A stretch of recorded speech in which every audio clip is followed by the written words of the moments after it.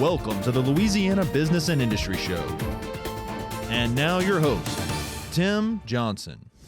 We'll talk coronavirus and the national economy when Congressman Garret joins us on this edition of the Louisiana Business and Industry Show.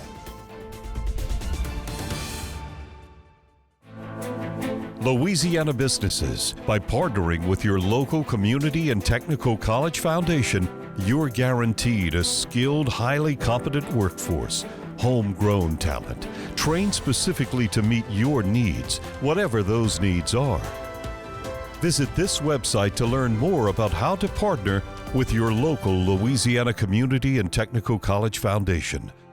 To better prepare for tomorrow, become a partner today. At Optimal, we understand what's at stake during your projects. That's why we value integrity, trust, and expertise.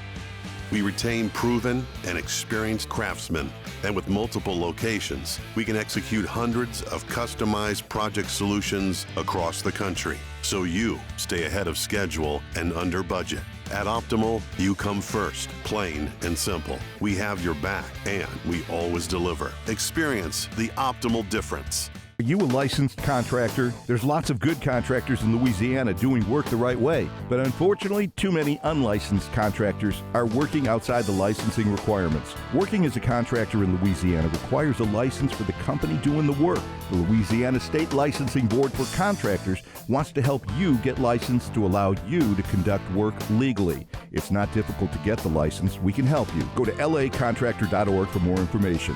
Licensed contractors, it's the law. For 8 seconds in the arena before an afternoon in the field. For a promise to students that honors success in the classroom. For championships earned on the bayou. For innovators committed to reclaiming our coastline. The Universities of Louisiana. For your future. For our future.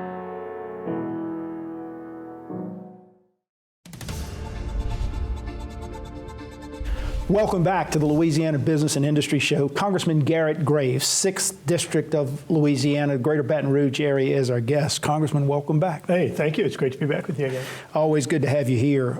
Let's start with just your family and your team.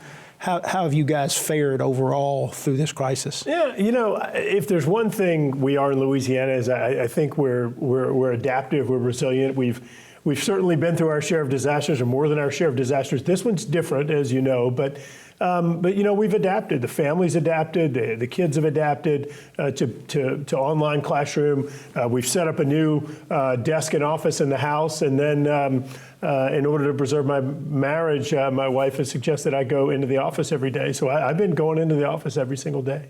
Yeah, it is a new reality for most of us. I've had the opportunity to go into my office most days too, because I've sent the whole team home and they've been working from there. So I've been able to go to the office and be alone. And you know, it's good news that your family has done well. I've been blessed from that perspective as well. Let's talk, before we get into the economy, and I want to spend a lot of time talking about the economy today. Let's talk about the health impact side of this for our nation. What's your best guess, Congressman, on when we're going to have more widespread testing and maybe even a vaccine? Yeah.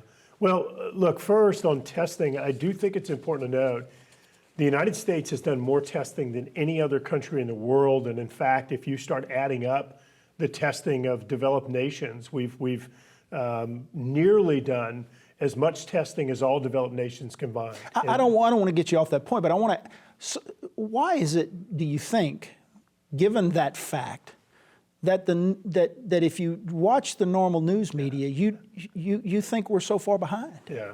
Well, I think that there is a narrative that folks are out there trying to push, and you know, as much as I hate to say this, I'm gonna digress for just a minute, but about a year and a half ago, my brother and I were talking. He said, "What do you think it's going to take to make this country come together and stop this?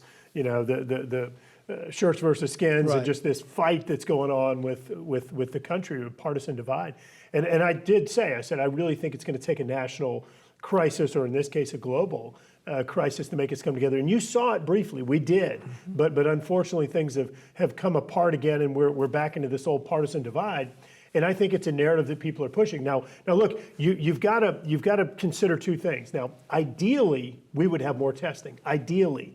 But you also have to sort of measure your performance based on some type of baseline. And in this case, the baseline being the globe, we are blowing everyone away. But I'll say it again, and this is an important fact because we should not abandon this just because we're doing better than everyone else.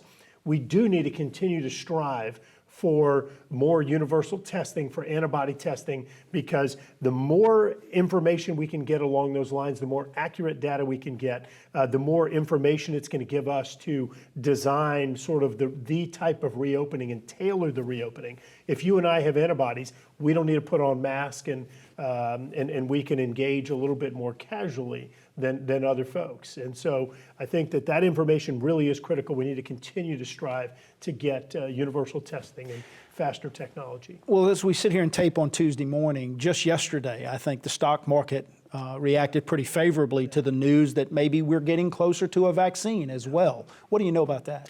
It is remarkable. And this, I think things were a little slow starting out, but the innovation that you're seeing now, like this is what America's about. This is what we do.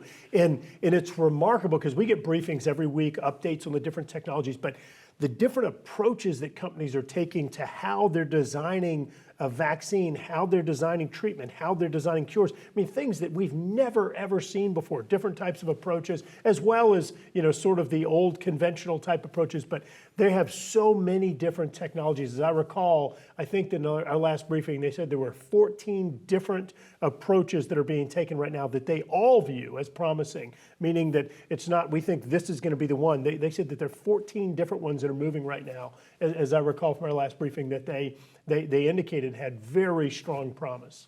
That's good news. The old saying is necessity is the mother of invention, and nowhere is that more true than it is in the United States. Absolutely, and I think here, some of the things that we've come up with in Louisiana when crisis has come about, whether it hurricanes and some of these bladder type technologies and Gabion baskets and others that we've developed here, the oil spill.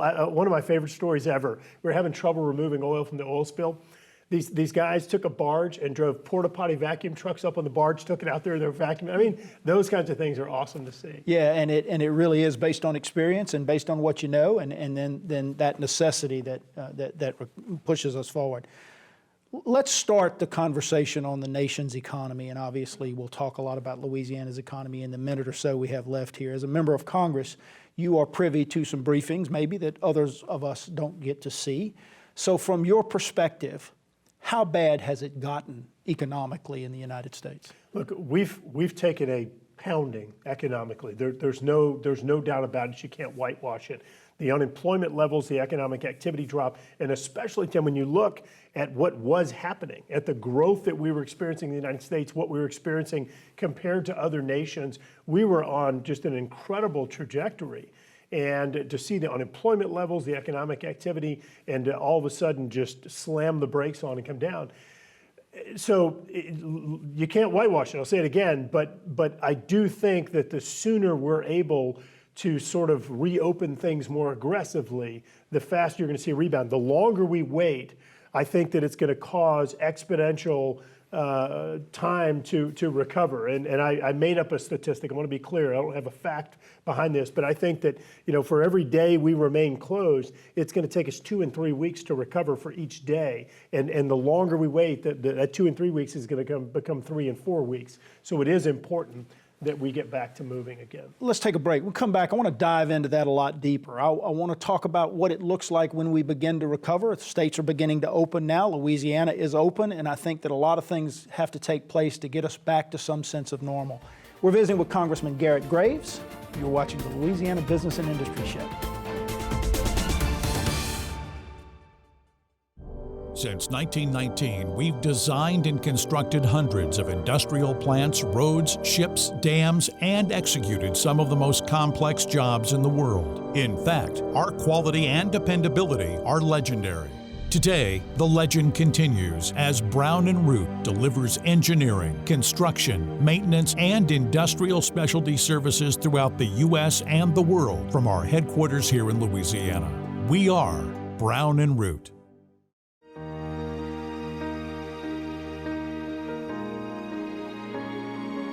We are united in battle to defeat a microscopic enemy, manufacturing chemicals that safeguard lives, refining essential fuels, delivering in a world of uncertainty.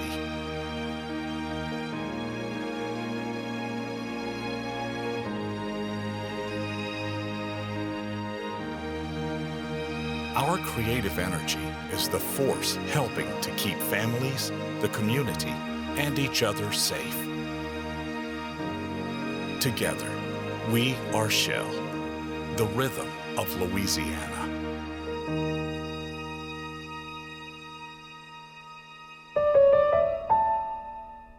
Gulf Coast Bank and Trust is giving our customers the power to bank anywhere, anytime during this challenging time. It's about doing the right thing for our customers.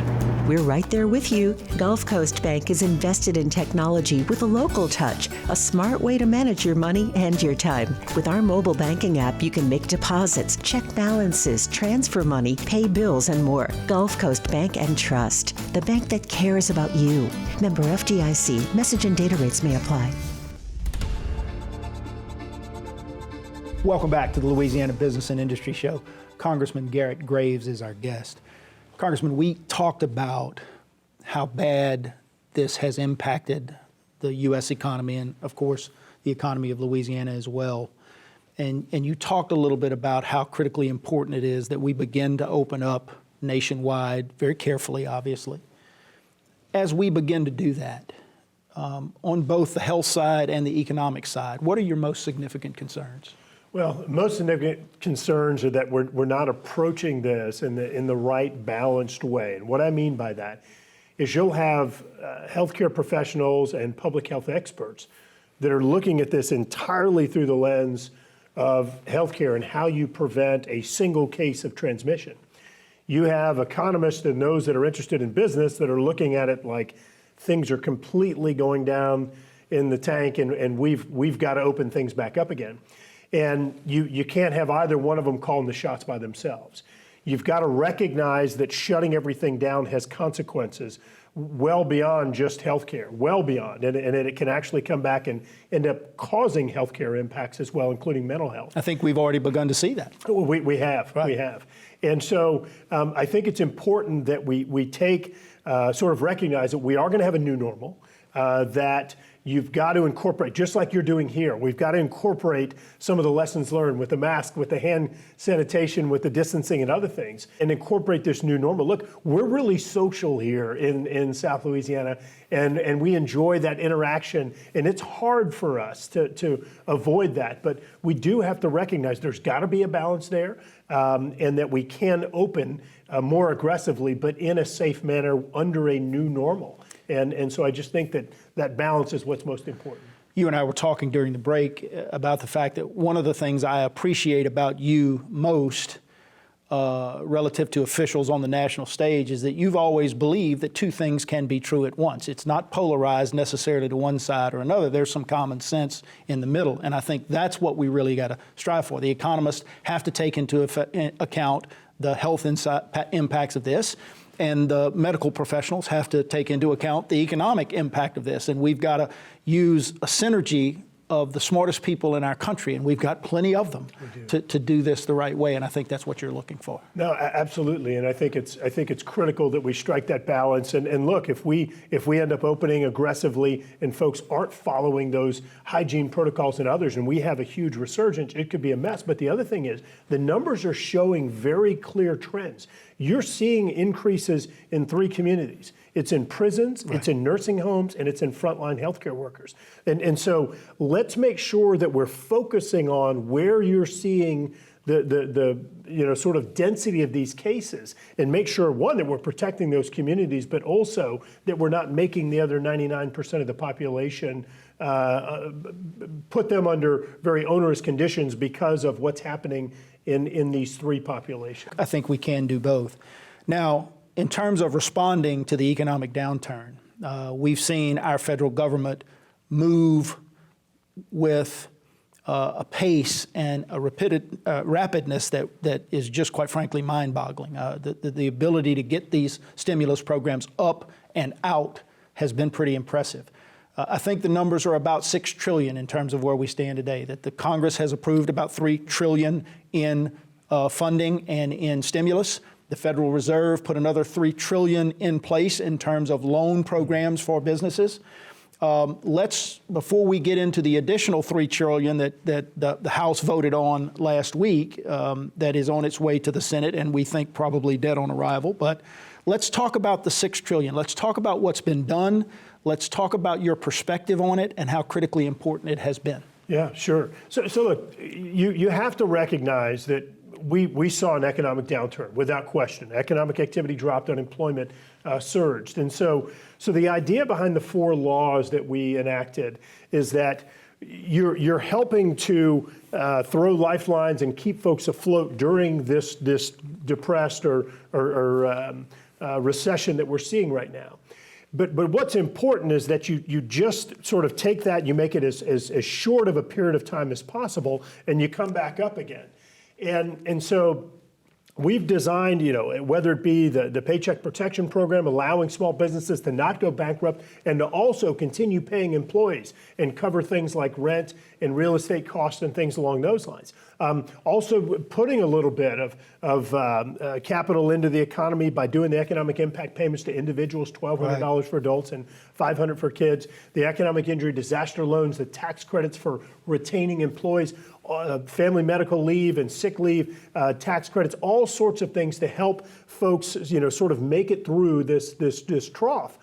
But now we're at the point to where I believe we should be at the end of that bottom, and we need to start charting the course back up. And this is where you're seeing just the philosophical difference between Republicans and Democrats. And I think that you largely are seeing Speaker Pelosi say, okay, how are we going to sustain this economic decline and this high unemployment? And not because I think I'm not going to speak to her desires, but I'll just say that I think she's trying to figure out how to sustain that. Whereas I think that what the right thing to do is actually design your trajectory out of there. And that's where we have a total just disconnect, because she wants to extend unemployment benefits through the end of the year, make additional economic impact payments and things along those lines. We've got to start making the investments to get us out of here, and where we're getting these twofers. We're going to build a new bridge and have employment numbers increase and things along those lines.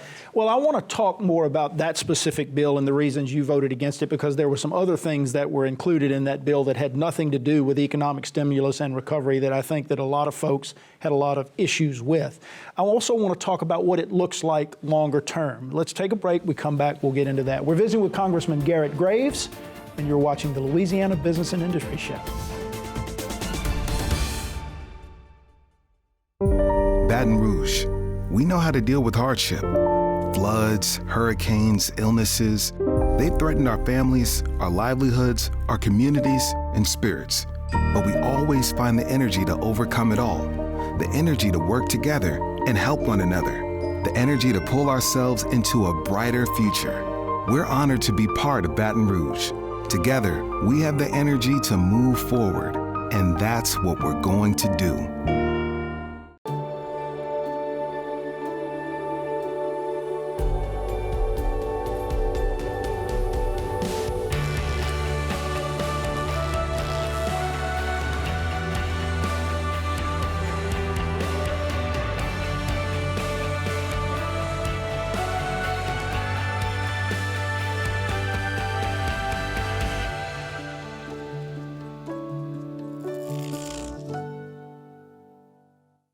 For more than 25 years, the TJC Group has been helping industry communicate and build relationships with communities, elected officials, and governmental agencies.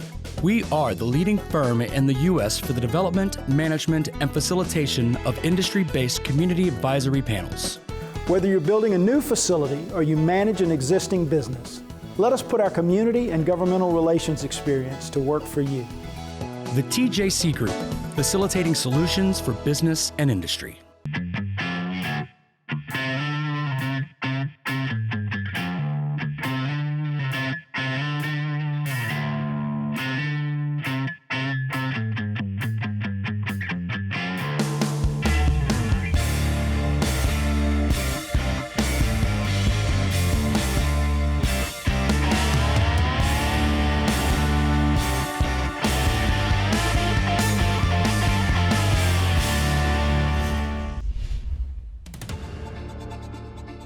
Welcome back to the Louisiana Business and Industry Show. Louisiana Congressman Garret Graves is our guest. We talked about, at the end of the last segment, the new Democrat-sponsored stimulus bill that did pass in the House. You voted against it, and you kind of enumerated some of the reasons behind that no vote. And we talked about some of the things you'd like to see and what you believe the next stimulus needs to look like. And we think that it will be adjusted significantly in the Senate now. Absolutely. But you've also been sort of successful over the course of this pandemic, focusing on some Louisiana needs, and you've brought some programs back here. Let's talk briefly about those. Sure. You have to keep in mind that there's some things that really are special about the state. You can look at the hospitality industry, whether it's travel, tourism, restaurants. It's something that's special about this place, the musicians and others. You look at the fact that we have one of the top seafood industries in the nation by far, the petrochemical, the energy industry. You're not going to have the Congress writ large out there focusing on these things because it's not in all 50 states. And so we spent a lot of time working on niche issues in those sectors to ensure that our commercial, our recreational, our charter fishers can continue having an industry, making sure that the trade practices for our petrochemical sector can continue moving forward and continue operating with logistics and transportation. The energy industry we can probably talk about for about 5 shows, and so really spending a lot of time on that, but I'll just give you a few examples. We've been able to secure about $3 billion in new infrastructure investments, mostly for flood protection type things. The Restore program, recovering from the Great Flood and still implementing those dollars, $1.7 billion of it, only $700 million's been handed out to flood victims. And here we are 3.5 years later, so working on getting additional changes and trying to get those dollars out to people. And then $1.8 billion to the state of Louisiana directly for addressing their own response to coronavirus. And on top of that, and I'm not going to go through every single one of them, probably 24 other programs with billions of dollars in additional funds addressing everything from research to testing, addressing mental health, social services, community development, block grants, all sorts of things. And as I mentioned, direct assistance to fishermen as well. So a lot of different programs. You've been really successful, I believe, as I've watched you over the years, in bringing stimulus dollars that not only act as a safety net to those who are most in need, but also have an element of stimulus to the economy. And you sort of mentioned that. And I don't think there's any area where we should be focusing more as a nation and a state today than on infrastructure, because it's something I think we can all agree on. You talked about the partisanship. Republicans and Democrats both believe that we've got to invest in this nation's infrastructure, and we've got to invest in Louisiana's infrastructure. We are in desperate need of a new bridge in the greater Baton Rouge area. We're in desperate need of a new bridge in Lake Charles. How can we couple those two things together, Congressman? Well, Tim, it goes back to just what I consider just to be the fundamental philosophical difference between what Speaker Pelosi is proposing and what I believe we should do. Why in the world would you pay people more money to stay at home than they were making to work? Right. Think about that for a minute. Rather than paying people to come in and build a new bridge, where you're getting a twofer. People are getting an income, they have a job, and we're actually advancing some of our infrastructure needs in the state of Louisiana and nationally. And then you actually get the lagniappe benefit of you're improving the efficiency of our economy, of our intermodal transportation system. You're reducing emissions. I mean, just win, win, win, win, win. And instead of just shoveling money out the door, think about how to make investments where you get twofers and threefers. Well, and let's hope that cooler heads do prevail in the Senate and we see more of that type of economic investment that does both act as a safety net and stimulate the economy at the same time. You have been a supporter of Louisiana's oil and gas industry. It is a critically important part of our economy. It is suffering. I checked the West Texas Intermediate price yesterday was the last time I looked at it, and it was about $31 a barrel. That industry is suffering. We see in the legislature now that the more conservative group is pushing on some reforms, some severance tax relief, some legacy lawsuit relief, some overall tort reform. What's your perspective? Look, the efforts in the legislature in recent weeks have been remarkable. I think they're heading in exactly the right direction, but Looking at the energy industry, folks have got to make sure that they're looking at facts here. Here's the reality. Those that are out there talking about the environment, our energy that we produce right here in Louisiana is actually cleaner than energy produced anywhere else around the world. I mean, you can look at the statistics, 30 to 40% lower emissions from the energy we're producing here. We are energy dominant. We're taking the political leverage away from some of these countries that wield it in ways that are not in the interest of human rights, of democracy, of individual freedom. And so right now, we're exporting energy to 30-something states around the world, right here out of Louisiana. And so you saw economic warfare being carried out by Russia, about Saudi Arabia and other OPEC nations against the United States. This was intentional, attacking the supply side. At the same time, coronavirus caused the greatest reduction in demand that we've seen in decades. We had both supply and demand issues. The supply issues, great United States Secretary of Energy Dan Brouillette from Napoleonville, Louisiana, Mark Menzies from Hahnville, Louisiana, the number 2 guy over there. They've been awesome. 80 million, barrels, 80 million barrels of capacity, Strategic Petroleum Reserve. We're working on filling those now, reopening the economy on the demand side, flexibility on royalty rates. All of these things are working in concert, and that's why you're seeing slowly the prices come back up. And of course, the intervention by the President and Secretary of Energy with OPEC and Russia and getting them to agree to production cuts. It is critically important that we continue to have a U.S.-based energy industry, and of course, one that's very powerful in Louisiana. 10 seconds left. Your message to Louisiana citizens and to the business community.